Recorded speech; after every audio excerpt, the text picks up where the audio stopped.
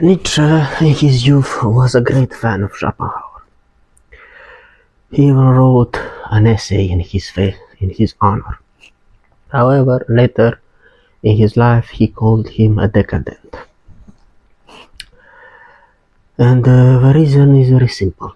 It's because Schopenhauer's philosophy denies life, so to speak, whereas Nietzsche turned to something that glorifies the will to power. So in order to understand that, first we have to break down the core concept of each philosophy. Schopenhauer believes that everything is a result of a blindless will, which makes us have a lot of desires and frustrations, and that life should better be avoided, if not. And in order to achieve peace, we have to follow the Indian texts and let go of all of our desires, like Buddha did. On the other hand, Nietzsche believed that life should be conquered and taken head on, so to speak. In his mind, you had to take the bull from the horns in order to survive. Because suffering makes us great, and only that. And so when someone denies its will to power, then he is a decadent. And it doesn't matter their intellectual ability, because Nietzsche, pointed out the fact that when a civilization begins to deny the will to conquer, they are at their offset, so to speak.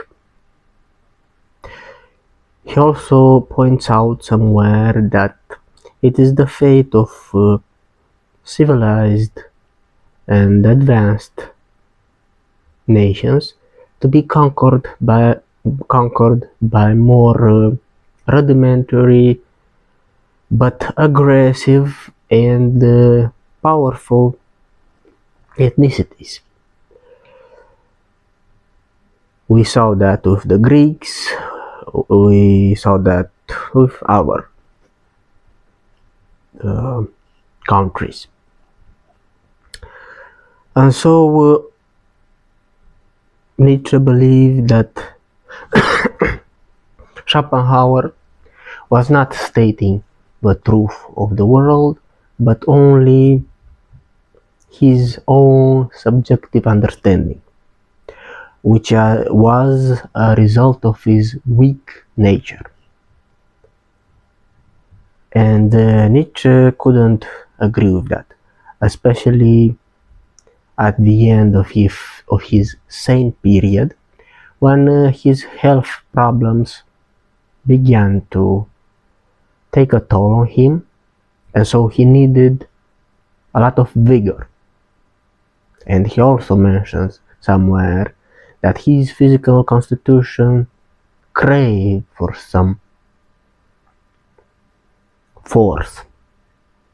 And so in his place, the only way was to affirm life.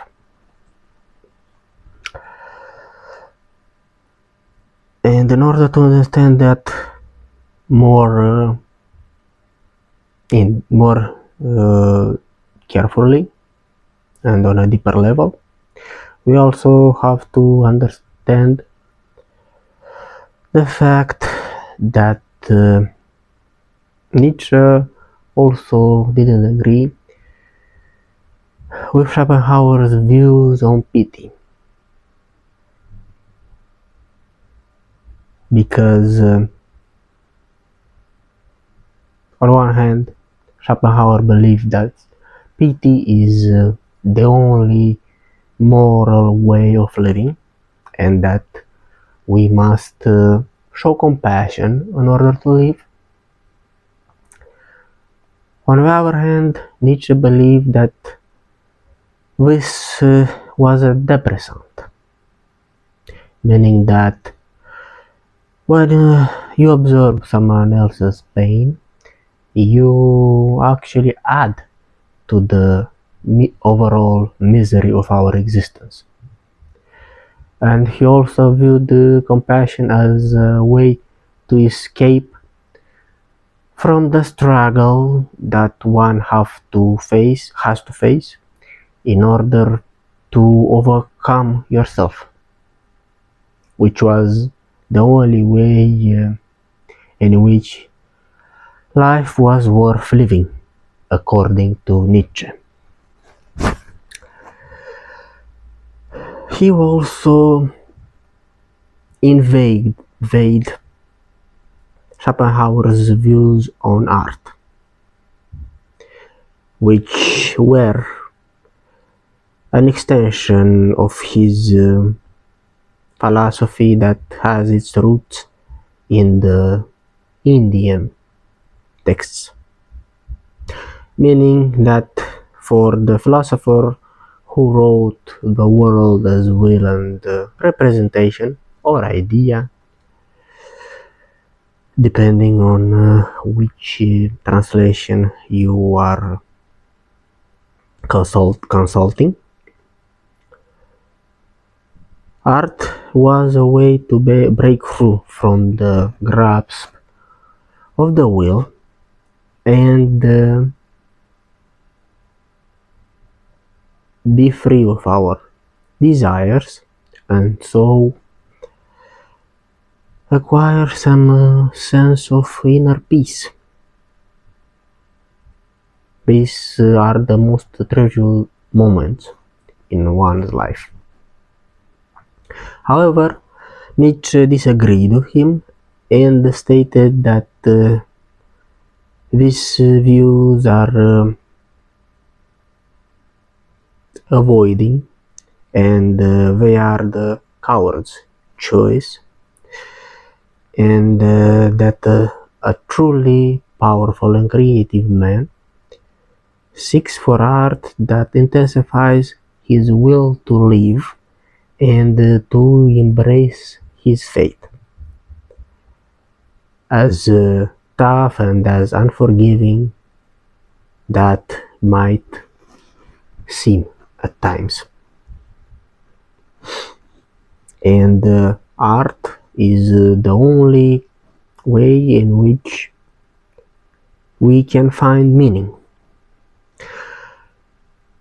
Now, I believe Nietzsche was too harsh on this point because, yes, his spiritual mentor claimed that art was a way to escape, but on the other hand, one was able to do that by acceding to the Platonian ideas, so to speak. In other words, art is also a way to gain truth and insight into the universe's mystery, and a manner to discover ourselves and how we view the world. And so I believe Nietzsche was a little bit unfair here, because if art is able to provide some clarity, it helps you survive and conquer. It wasn't pure entertainment and cowardice. But, everybody has the right to his opinion, and this is my take on it.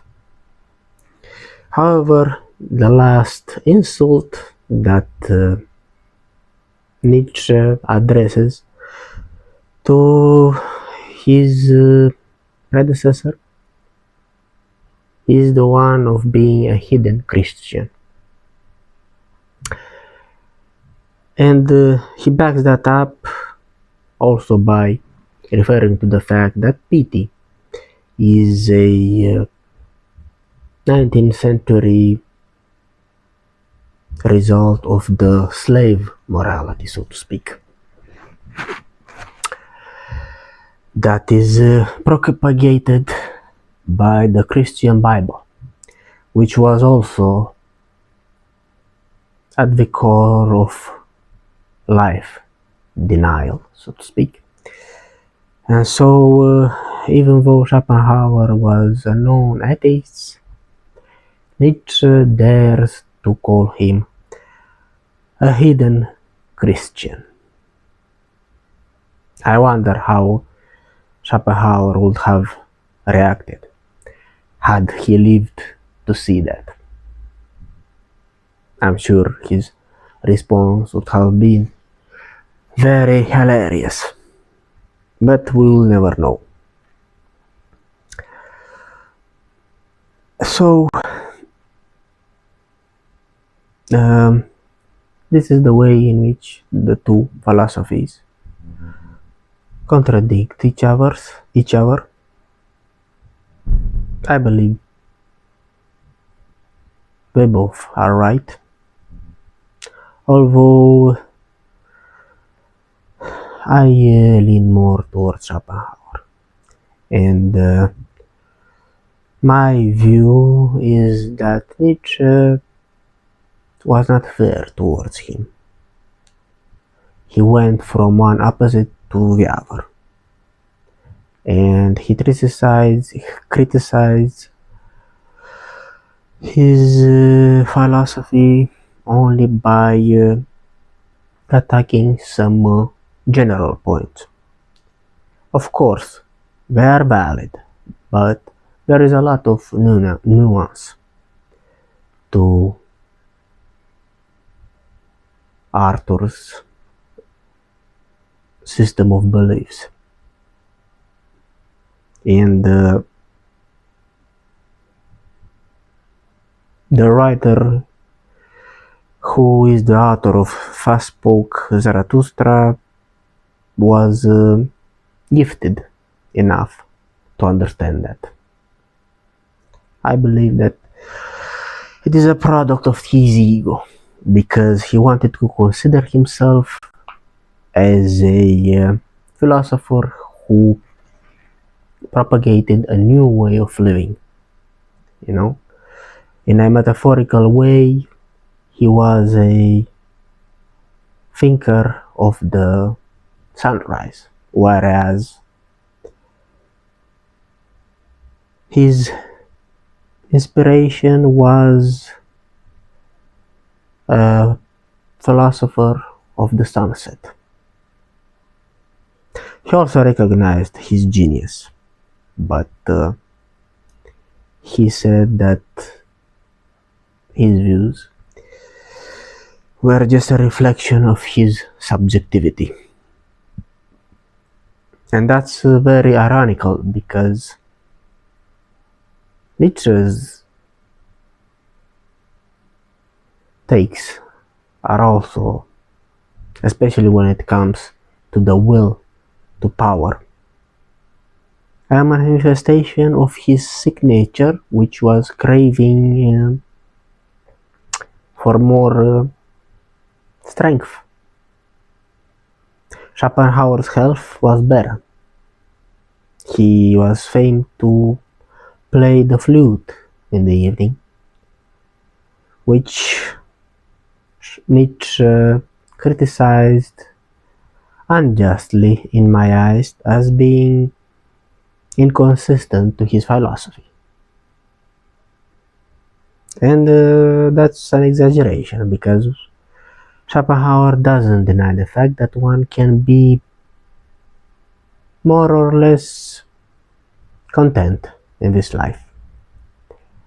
And even though we cannot attain happiness, we are able to reduce the degree of suffering that we are subjected to. But everybody has the right to have its own take on the universe, and they were both great in their own ways.